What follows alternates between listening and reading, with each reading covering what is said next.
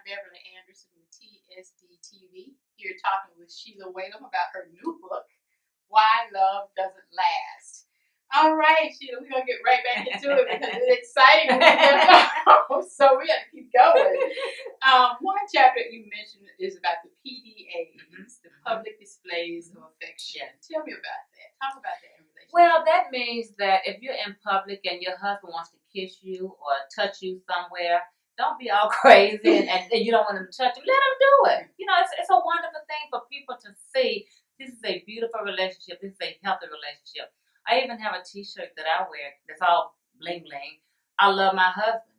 Well, why would people look at me crazy because I would wear that with some tight jeans on or something with my husband? Right. You know? So it's a good thing to do. And that's why I wrote the book. Those are the kinds of things that you need to be doing to keep their relationship going, to keep their marriage going, to stay in love, and all of that, to keep him romantic about you, you know? Right, and excited. And excited. Public displays of affection. It does not, it's you and him, you know what I'm saying, against the world. That's how I look at it with me and my husband. It's me and him.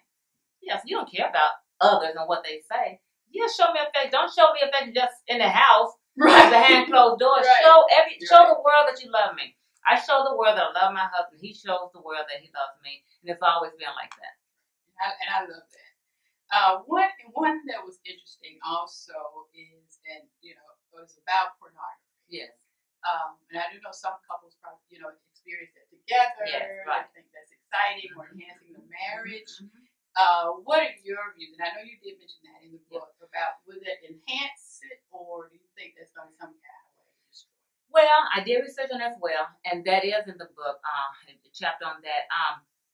Pornography is never good, first of all, for a marriage. I mean, you know, men do that typically before they get married. You know, that's kind of what men do or young guys do. Once you get married, you kind of put those things aside, supposedly. However, we found in research that if people have been married for a while and they think they need some kind of enhancement in the sexual department, then, you know, they as a couple, if you communicate that with each other and say, we need to look at some pornography, whatever, that's your business. You know, that's not anybody else's business, but you have to be together. One spouse can't be on the internet looking at pornography and one spouse mad about it. You know what I'm saying? It has to be together. So I'm saying whatever that couple decides to do for their marriage enhancement, that's their business. And nobody in the world has to know about that. So as long as it's mutual. It has to be. Right. Otherwise, it's not good. Oh, yeah. Otherwise, if the wife has the problem with that, then you shouldn't do it. And we see a lot, and we actually kind of mentioned this during the break, about social media, because we do see everything on. So if you're around anybody with a camera, you're probably going to end up on social media. Everything in the world is out on social media now. And that is why I tell the wives, what's your handle? Okay, do you have a Twitter account? Do you have Facebook? Are you on Instagram? Don't tell me your husband has got all that and you don't have any of that. Then you need to come up to date and get with him because he's seeing the whole world. He might never talk to you because everything is right on the computer. And have access. Yeah, have access. So, I mean, he got his computer, you got yours, both of y'all together right there. You know what I'm saying? Watching whatever you want to watch. But everything is out there to pull the distraction. It's another distraction from that marriage or from that relationship to take away from the love that you really want because there's so much out there. So that's why you have to work so hard at any relationship to make it work. And especially these days. Back in the day, it wasn't as hard because we didn't have all of these other things. We didn't have the cell phones and social media and all of that. We could sit at home and talk, you know, watch TV or whatever. Now, everybody's just busy, even in marriage, just busy. And so you got to keep up.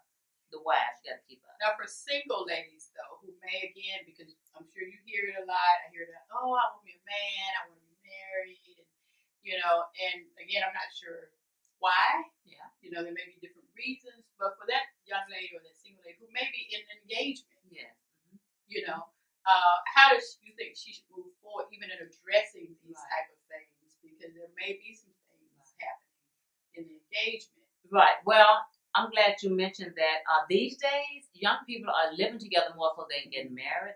And I don't believe in that. You do what you want to do, but I totally believe in marriage the right way. Marriage was created by God. Marriage is ordained, and marriage is blessed. And the marriage bond is stronger than any other bond there is. So people can do whatever they want to do. That's just what they do.